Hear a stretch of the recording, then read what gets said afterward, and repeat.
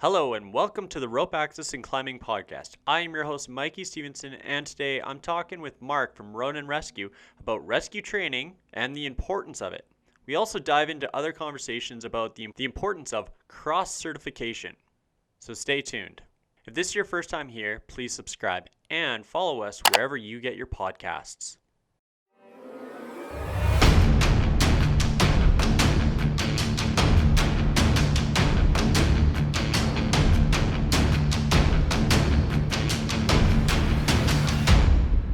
Step into your harness and get ready for a podcast about the vertical world. All right, so I guess we'll get started here. So welcome, Mark. I guess we'll dive into some introductions. What's your name? Where are you from? What's your profession? All right, I'm Mark Pfeiffer. Live down in, or I work down in the Vancouver area. I live up in the Okanagan. I own Ronin Rescue, and I've also been a firefighter and a rescue technician and instructor there since 1996. All right, so you've been in the industry for a while then. Yeah, I climb a little bit, climbing gym instructor qualified as well for some of the training we have to do.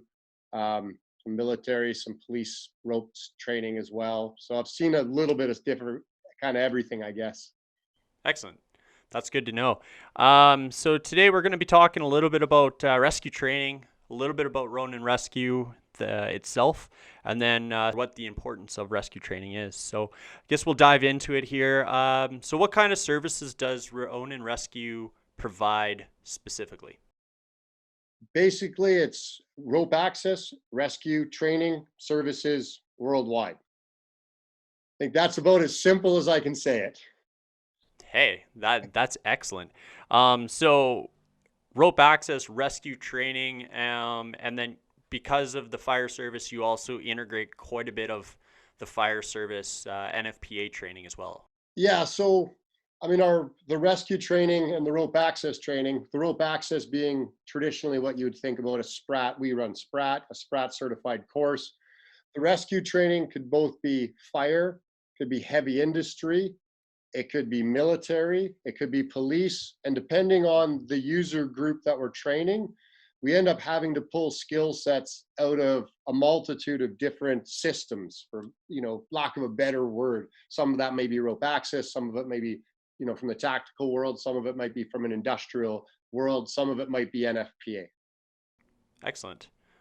That's really good to kind of know because obviously my podcast is primarily rope access based, but I am trying to introduce more rescue based and more climbing as well as we go on here, and start conversations with people like yourself. So welcome and thank you for jumping on today and having this interview. So Well, thanks for having me. I'm looking forward to it, actually. awesome. So you did mention a little bit about rope access. You also train Sprat rope access, correct? Yeah, so we do both rope access training and services. We have level 1, 2s, and 3s in the company. Excellent. Are all your technicians that work for Ronin rope access certified? Um, that is the goal. We have a couple of different tier levels to get into the teams in order to start going out to do a rescue standby job, which would be kind of the basic intro level to us. You have to be NFPA technician for both rope and confined space. Once you start moving up into like a team leader or anything above just a rescue team member, we require that you have rope access training. That's awesome. Um, how often do you do rescue training, both for fire and for rope access? So do you break those up? Do you break up your fire training separate from your rope access training? Or do you combine it quite frequently? Also, I do understand that you do a lot of training for GRIMP Day as well. And how does that kind of work into everything? Okay, so kind of like a 4-part there. Um, so the fire training specifically in BC, we have to track because we're technical high angle rope rescue provider, THARP BC, under the British Columbia Construction Safety Association. So we have to track the fire departments that we train for THARP. That is strictly NFPA curriculum, 1006, 1670 type curriculum, JPR, job performance requirements for all of that particular training.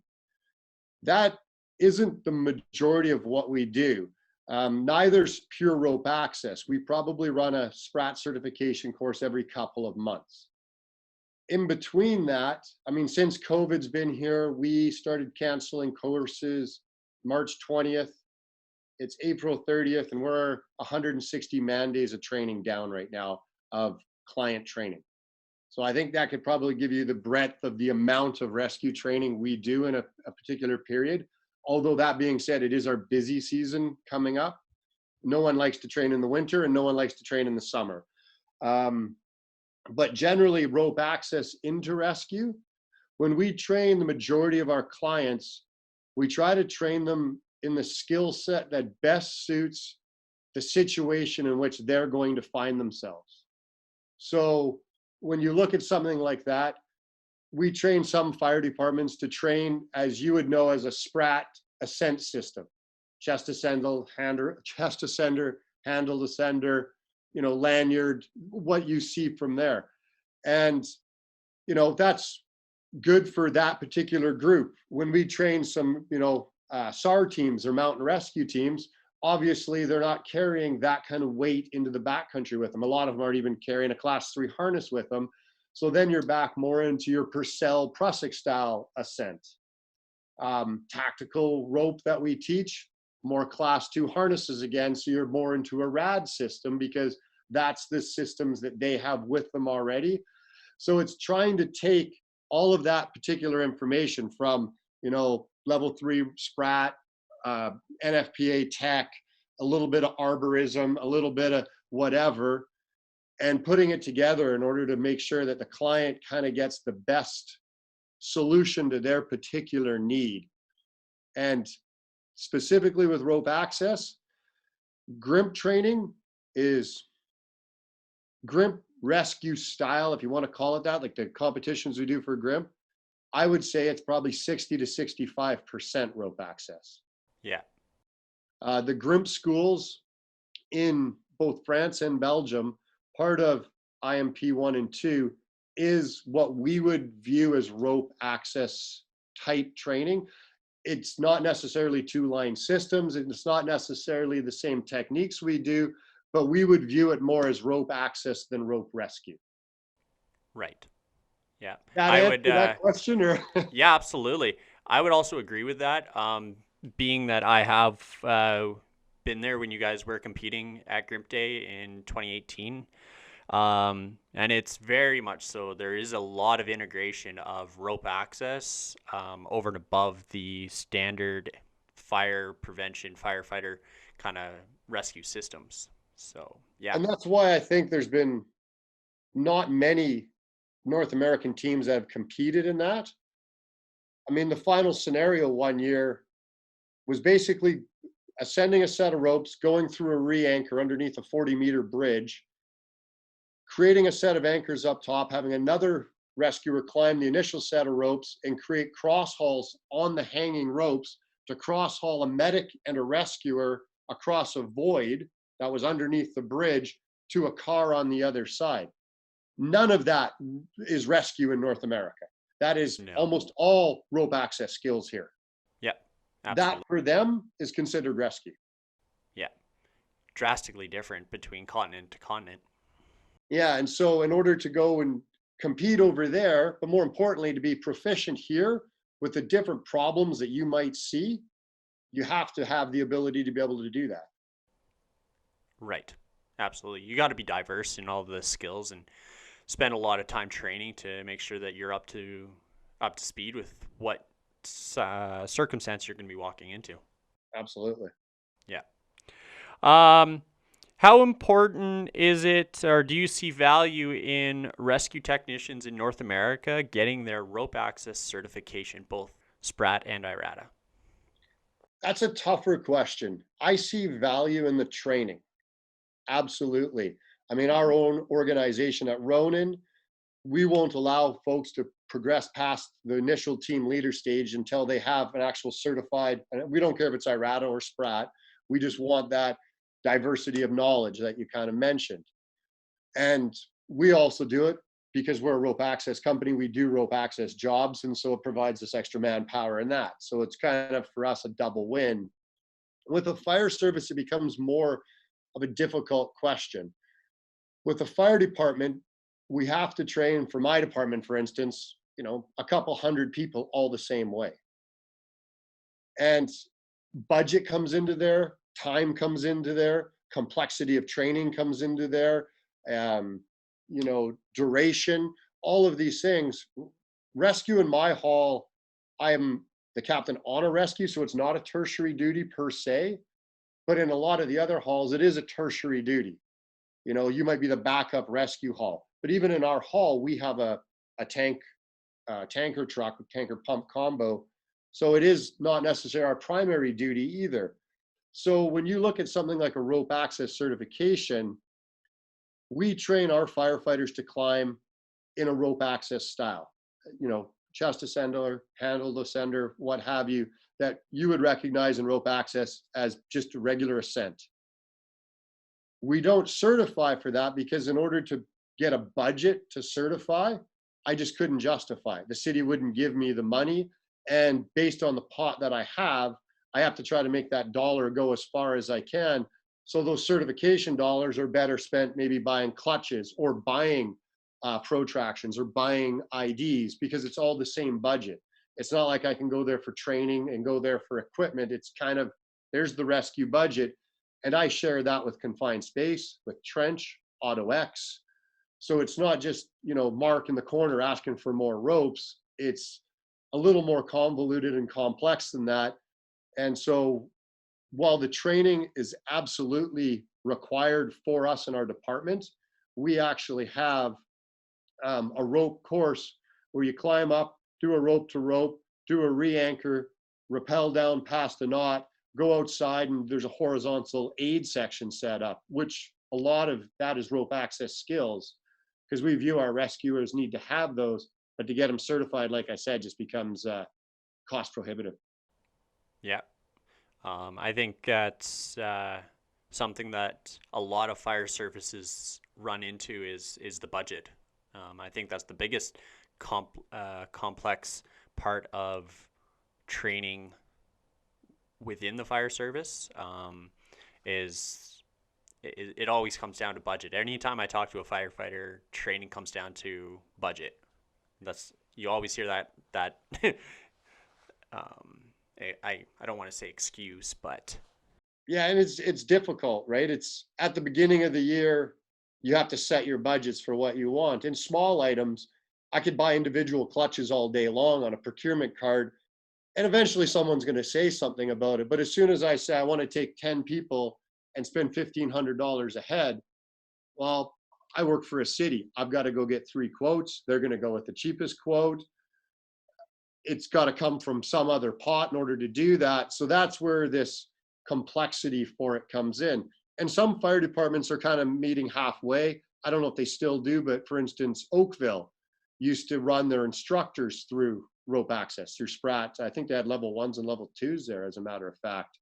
I know a couple of Calgary firefighters on their climbing team are rope access trained. And I don't know if they got rope access on the job or off the job and you're using it on the job. That's something you'd have to ask them, but it is prevalent enough in the fire service. It's just the cost for it.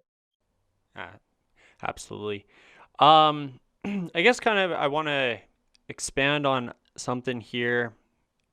Is what is the perceived outlook from the fire service when it comes to handing over rescue?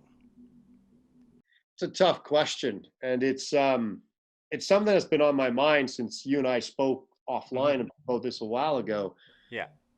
And it also comes up with arborism, and I've talked to Rich Hattie at length about this when he came up and did some stuff with us. The big issue we have in the fire service is I am not allowed to use civilian assistance. We've had cases. One of the first, we'll call it a rescue, rope recoveries I went to. We do a lot of recovery work in the fire department. Let me just throw that out there first of all. Yeah. Was a brachial chainsaw cut, brachial artery cut with a chainsaw 45 feet up in a tree. And because of some of the people that were running around, civilians ended up in the mix, and that caused a problem for the fire service in there, to the point now where, I mean, this is years and years ago. Now, I mean, the police come, they box out a scene, and no one is allowed in there except for first responders. So when we get into situations, whether we show up as an arborist in a tree and there's an arborist there that can rescue them, or it's a rope access worker, working on a building and there's a level 3 there, if that rescue's not complete by the time I show up, like if you haven't left the ground as a level 3, you aren't when I get there. And that's part of this issue where you get into these jurisdictional conflicts. As soon as I show up, I'm responsible for the rescue on that scene, based on the bylaws, based on fire commissioner, a bunch of other laws in British Columbia. And it's not like I can close my eyes. It's not like we can drive by and pretend it didn't happen. As soon as I show up, I kind of own that. Now, the problem is, I think you'll agree with me, not all level 3s are equal. If that level 3 screws that up, you know who eats it? Me. Because I'm responsible for that rescue. If he wasn't up in the air actually pulling the guy off when I showed up, if I let him leave the ground, that's on me then. Okay. And that's where you get into this huge jurisdictional, this huge legality world. It's the same with arborists. If they're up there doing a rescue and I show up and I say, hey, get down, and they're like, yeah, I'll be 2 seconds, and pull their buddy down, there's nothing I can do about it. Right. It's done. Right. If they're on the ground and I let them go, then the onus is on me 100% for the problem that gets created. Right. Okay. So that becomes a big issue. And that's why I say fire departments need to speak to the rope access teams that are working in their cities and pre-plan and have these discussions with level 3s. And I mean, call it cheating the system, call it whatever you want. If the level 3 is competent and has done their job, and if a rescue does need to occur, is in the process or has pulled that person off of those ropes, and whether that's onto another platform or whatever, we're going to get there. I'm going to liaise with the level 3. We're going to take over from there, whether that be passing them to the ambulance, lowering them off the side of a silo, whatever the case may be. But if it hasn't occurred by the time I get there, then I have to shut you down completely once I arrive. All right. That's good to know. I guess expanding on that, I guess working in multiple jurisdictions, if you will, how many fire services are aware of rope access? And how many jurisdictions are aware of the skill set of a rope access technician, a rope access team? So one person is not stepping on one's toes, one would say, and the rescue is ongoing. So you're showing up at this time, the rescue is in process. What is the approach from the fire service? Are they wanting to just jump in and shut you down, shut the team down from executing that rescue? It's going to be so dependent on the fire department that arrives. Okay. I mean, I can speak for Canada. I can speak for a lot of the United States, where fire departments are city or county. Yes. So there is a silo of knowledge inside of that organization. So I work in Metro Vancouver. I think there's 27 cities in Metro Van. I border 4 different cities, 5 maybe. I'd have to stop and think about it. All have a different technical rescue team. We are interoperable with one of them. And interoperable, I mean, we're both using 11 mil rope as fire departments. We're both running twin tension rope systems. The other teams, I am not even interoperable with. They're running 12.5. We're running 11. They're running dedicated main, dedicated safety. We're running TTRS. Our firefighters brought together on a scene would not even be able to operate probably together without some serious direction and coaching from above. So you take these silos that exist, and now you introduce a third body like rope access. Some of them will have a huge understanding of it. There's a lot of firefighters that are working on the side for companies like myself, for my competition, for the old, what is it, Riggit or NASCO things where I started before rope access was a thing. And they've gone through those systems and understand what a rope access team can do, understand the qualification levels of what a level 1, a level 2, and what a level 3 is capable of. The problem is it depends on which crew shows up on what day in what city. And it really depends on what their policies and procedures are. Because they now take legal responsibility for the outcome of that problem. And if they don't understand something, they're going to do what anybody does that doesn't understand something. They're going to stop it and try to implement something they do understand. And that's where people are going to get hurt feelings. That's where, worst case scenarios, rescues go off the rails because they try to interfere with a level 3 halfway through a rescue. And you would hope it doesn't get to that. You hope that the people that are arriving can look up and say, hey, if I interfere at this point, this is a dangerous situation. People are suspended. We should probably tell them to stop and see what happens, and not try to intervene some way physically by throwing more people over the edge. But I couldn't guarantee that that's not going to be the solution. Right. I can speak for my fire department, but then again, I'm a Sprat level 3. We have 2 Sprat level 1s and a Sprat level 2 on my job as well.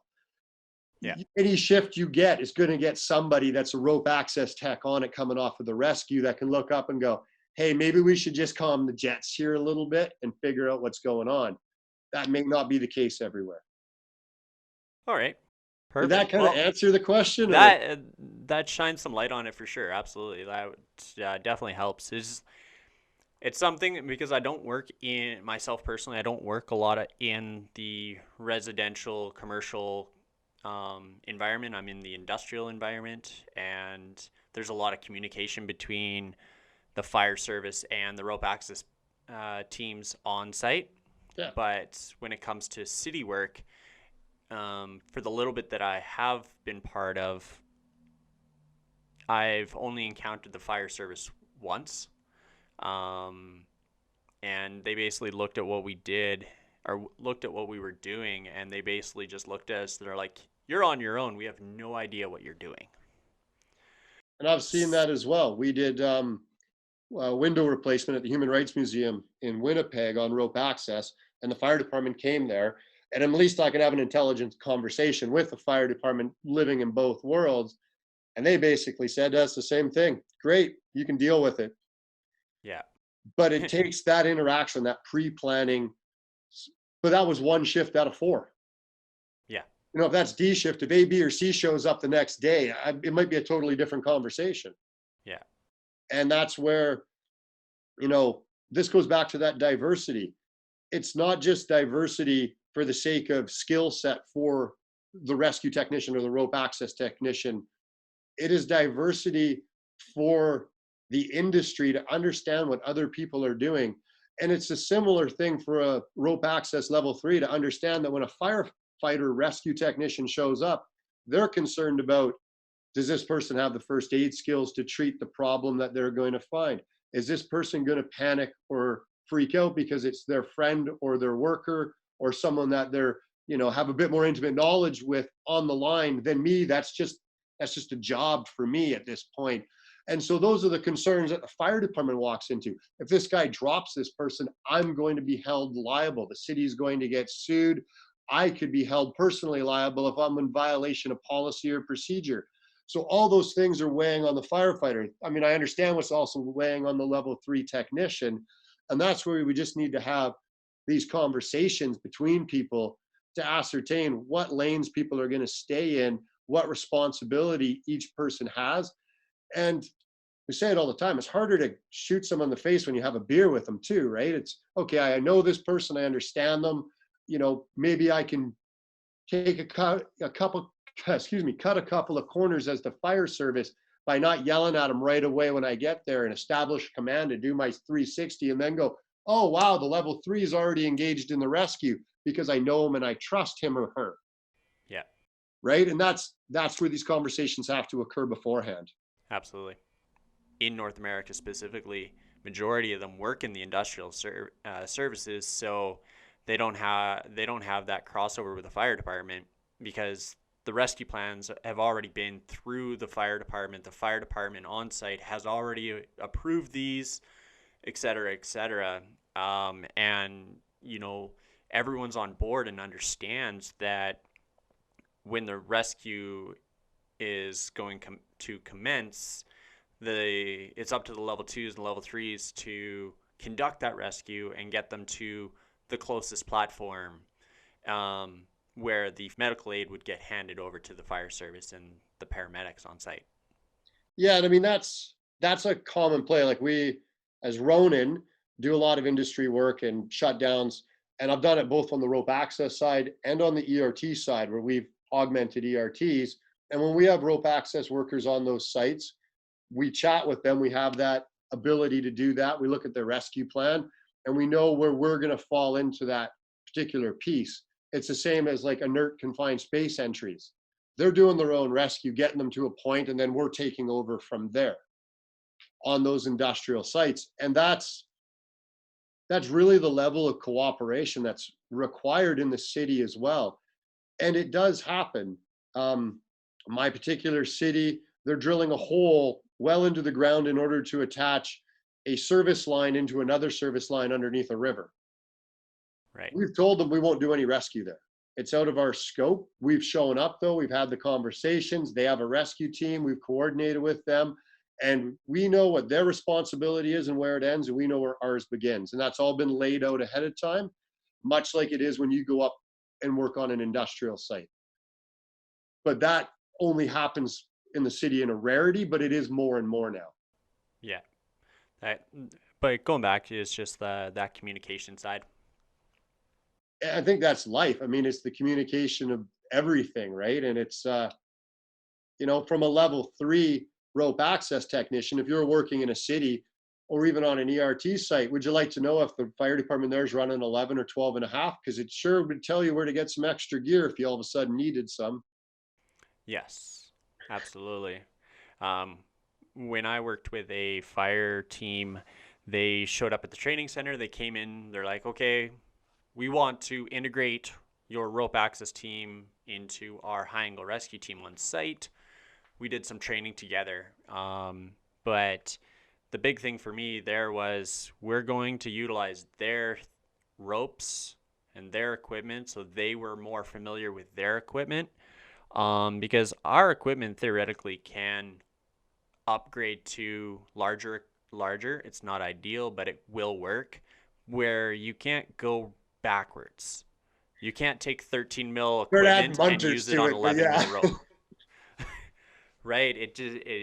So you can use, you can use hand ascenders and basics and chest ascenders on 13 mil rope, although you use it on your 11 mil rope all the time. But you can't go the opposite direction. You can't go down without inherently adding an additional amount of risk. Yeah, I mean, I've even taken 13 mil rope and run it through 11 mil clutches to see if it'll work. And it will. It just wears them a little bit quicker. But going Yes. the other way is problematic. Don't take 11 mil and try to put it in your 12 and a half clutch. No, exactly. So, and that's something that I really emphasized for them. I was like, we're going to use your equipment, work with it, teach you on that, and then show you how we can integrate our equipment into your equipment and execute a rescue together on site. And it worked out really well, and they were super happy. And to this day, I believe that they have a ongoing training system on site with this rescue team, and they have integrated like rescue gear on the fire truck ready to go. That's specifically for the rope access team, but basically if there was a rescue, the site rope access supervisor wouldn't have to go searching for equipment because it's already on the fire truck ready to go. No, and I mean, that's the ideal situation. That's where you kind of want to have it go to. Absolutely. One of the big things that stuck in my head was when the fire chief came to us, I just blatantly asked the question. He's like, or I asked the question, why are you here aside from additional knowledge? He's like, well, it's simple. He's like, what are we good at? We're good at fighting fires. It's in our name. What are you good at? Climbing ropes. It's in your name. And when he put it that way, I was like, wow, that makes total sense. But the difference there was this fire chief understood their limitations within his fire service, that they don't spend a lot of time working with ropes, and it was their weak point. And when everyone looks at rescues, they look at the fire service as the end all be all. But in his fire service, he knew that that was his low point, and he was outsourcing resources and information to create a relationship with the on-site rope access team. So if something happened, they got over their head, they still had someone to ask the question and help out. Yeah, and that makes sense in that situation, right? I mean, you don't want to put anybody into a situation where they're uncomfortable or not trained to do it. Yeah. Yeah. And, you touched on something here is the comfort level and the personal connection, right? As a rescue technician showing up on a scene to do a rescue, it's their job. They do this all the time, and there's no personal connection to that one person. Where as a rope access technician rescuing your coworker, now you have a personal connection that may hinder the outcome based on, not taking rational or not making rational decisions, because now you have a personal feeling. Yeah, I mean, that's stress impairs judgment. And it just, when you're dealing with people that that stress obviously gets ramped up, whether people realize it or not. And then it just starts to impair judgment. Um, and that's, a pro and a con sometimes. Because the other thing about knowing the person is you also know the skill level they're at. If they are mobile in some way, shape, or form, you might be able to have them assist you. And Yes. that's something that coming in as a professional, I use it in kind of air quotes, rescuer off the street, I just have to assume everybody's the layperson. Correct. Absolutely. Myself, I know that in training that I've done outside is, in the backcountry, people have an incident and they start doing CPR.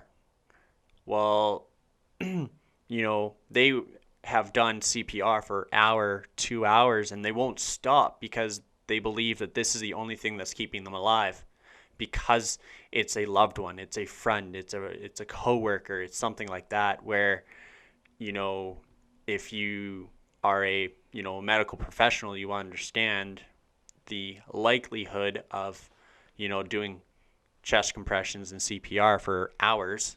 The likelihood of changing the outcome is pretty slim.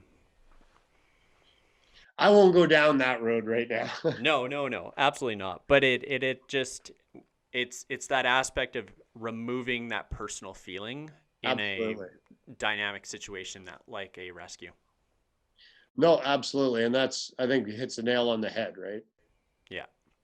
All right. So finally here, I just kind of get your opinion on this is, how important is it for technicians to train after they get their certification?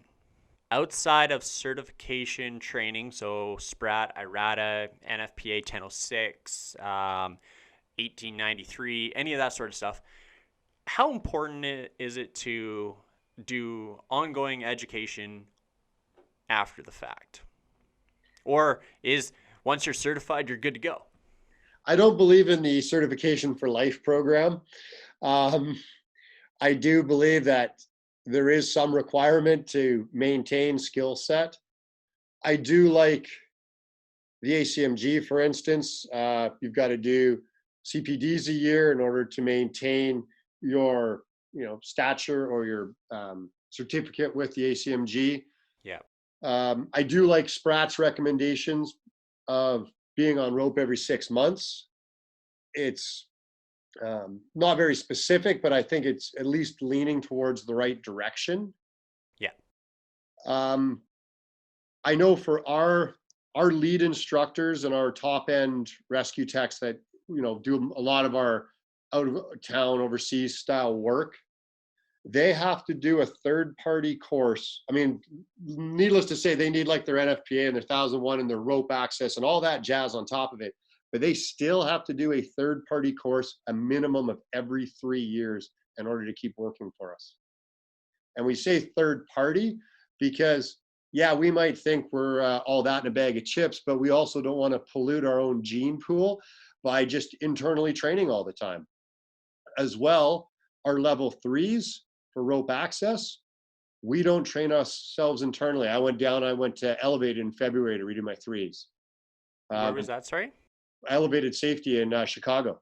Okay. We will not, because great, I sit there, I'm the level 3, I'm the one that's doing a lot of the training. How do I know that something hasn't changed? How do I know that I'm doing what's best practice now in the industry if I'm only ever looking at myself? So in order to recertify our 3s, they have to go somewhere else to do it. And that's on top of that, taking some advanced training every 3 years when you get to that level from somewhere else. And I mean, our staff, before we got shut down for COVID, I was going over to Belgium to take the Belgian firefighter rescue schools course, starting at level 1, basic introductory. This is how you tie a knot. Yeah. Because I can learn so much from, who's to say they tie a butterfly the way I tie a butterfly? I've seen 4 different ways now. Why not make it a 5th? Yeah. How their method of instruction is, how they deliver, what's somewhat considered complex content at times, how they rig things. I am going to learn a ton of things on what to do and what not to do. And if I just sit there and do even just my 1006 course every 3 years from the same provider every year, and here I am as a provider telling you to go somewhere else, but it's, you need some variety. I totally agree. I totally agree. Myself, I have never been trained by the same instructor twice. I refuse to be trained by the same person twice. And that's one of the things we do. We have clients that do repeat training, and people wonder, like, why did we bring in one of our guys from Ontario to teach this, or from Halifax to teach this? So we brought in guest instructors from overseas for clients, because you know what? Instead of listening to me talk again, listen to somebody else talk. And it's one of the things we try to do with our staff is deal with principles. We don't like just rot skill. You must use a Petzl ID, or you must use a brake bar rack. You must use a controlled descent device that will also capture a load if you let it go. So I don't care if you use an ATC guide with a Prussica. Doesn't matter to me, as long as you meet the principle of what's going on. And every single one of those, from an ATC guide up to a clutch or a maestro, is going to have different pros and cons, and you better understand that. But I don't want to be one of those guys that's out there saying you must do X or you must do Y. Yes, there's what I like to say, 1,001 ways to do the exact same maneuver. Yeah. I don't care how you do it. I care that the outcome is the same and you're safe. Yeah, and this is why, back to your original conversation, why we make our folks at Ronin go out and do courses, was why we make our level 3 rope access people take other people's training, our rescue techs take other people's training, so that they get exposed to greater diversity. We don't get stuck in groupthink, and that we continually evolve with it. It's the other reason we send people to GRIMP Day. As an organization, I think we've had 27 different people attend a GRIMP Day competition. I've been to 13, I think, dozen or 13 myself. And it's one of those things where it's a training venue. You're training with a team, you're learning, doing those scenarios. We don't get enough rescues on the city street generally, or if we do, they're what I call that, the basic recovery. We pull a lot of people out of, holes or out of ditches or out of rivers or whatnot, where it doesn't have that skill set that's that top end stuff that's really testing your metal. And the only way to do that is to continually train and continually, stress your body into new and different scenarios where maybe you don't have the answer and you're going to have to learn. That makes Yes. sense? Oh, it makes total sense, and I appreciate your thought on it. It's definitely something that I'm pushing for is more training in the rope access industry. Because there are a lot of people that will go 3 years, 3.5 years in the IRATA scheme and not do another rescue. So a common thing that I hear when I'm training for research, level 3 research, one of the first questions I ask them, when was the last time you did a rescue? When was the last time you trained a rescue? And the majority of the answers are my last research. Now, in the IRATA system, that could be 3.5 years ago. Um, but, then you see how much information has been lost over that 3 or 3.5 years. And I think that this additional training, this, rescue training, professional development, etc., would really help out that.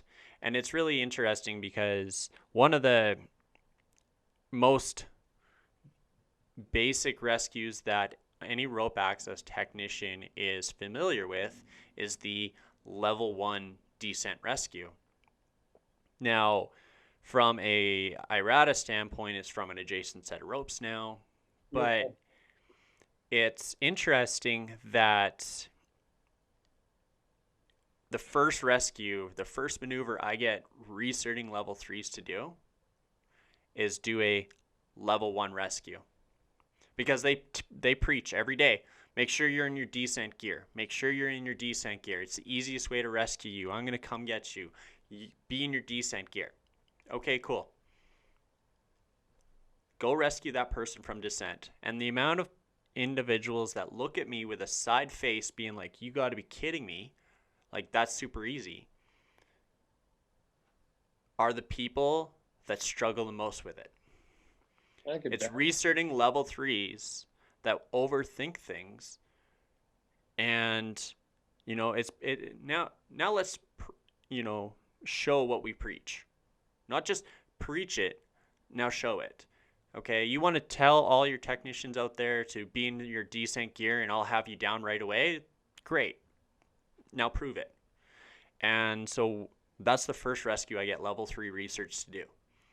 And it's very interesting to see how much they have forgotten in 3, 4, 5, 6 years, potentially, since the last time they did a descent rescue when they did their level 1 certification. That was the last time they have been put through that scenario of doing a descent rescue. And then you show them, they run through it, and then they're humbled because they're like, wow, this is incredible. Like yeah, absolutely. You nailed it right on the head. Like we teach everybody, or we tell everybody to stay in their descent gear, but actually how much time are we spending doing it? It's not. The training is not happening in the field. The training is not happening with organizations and companies. It's something that in the current system, people need to take on themselves and outsource that information and keep up with their skills personally. Yeah, and that's problematic. And the other rut I think you'd see people get into is they'll go and do like a climbing gym night, at a rope access center. And that's good. I mean, don't get me wrong, I like that. But I think the other thing, once you progress past that, is you need to look at like systems in order to have a better understanding of what you're doing. And what I mean by this, NFPA, few revisions ago, added in climbing to tower crane rescue. So Yeah. we looked at it and we had guys go do their CGI through the ACMG, climbing gym instructor. We had guys go and do fall protection competent person courses. We had guys go and do rope access because that's part of the syllabus in the rope access world. Because who's to say that the way I was taught by a 1006 instructor on tower crane technician is the only way to do this? Now we've just picked up 3 more. So we have a total of 4 ways now where this may be usable, but you've also gotten into the weeds in each one of those ways a little bit more, which now allows you to be a better rounded technician for that particular skill set. So I don't even think it's just going out and climbing tower cranes every night. It's also going and figuring out other ways that people are climbing so that you can bring those things in as well. Absolutely. Perfect. Well, thank you very much for your time. That's all I got. Is there anything you would like to add to today's episode? No, thanks for doing this. I appreciate you putting me on the podcast, and I appreciate you putting out the podcast. I think these are great mechanisms for different people to learn and to learn about other industries and to get more knowledge about their own industry. So thanks again. Yeah, thank you. Before we get out of here, how can people find you? How can they Oh, track you down? RoninRescue.com, easiest way to find us. You can leave messages there. It has all of our social media feeds. We have YouTube, Instagram, Facebook, blogs, all the rest that, the regular stuff nowadays. So if you go to RoninRescue.com, you can find all of that information there. Excellent. And you have a podcast. Where can they find you Yeah, we there? Ronin podcast. We are on Apple, Spotify, and SoundCloud with our podcast. Yeah, the Spotify was new to me. Apparently, that's all the Europeans and people overseas listen to, though. So this is as you do this, you learn these things, right? But Absolutely. yeah, and if anybody has any comments or questions or anything, we're always happy to answer and chat. Perfect.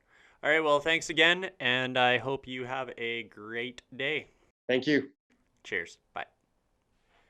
Well, thank you very much for tuning into today's episode. I hope you enjoyed it. If you did, make sure to like and comment below. Also, don't forget to subscribe to the channel. If I could also ask you to make sure to head over to roninrescue.com or check them out on social media at Ronin Rescue. Till next time.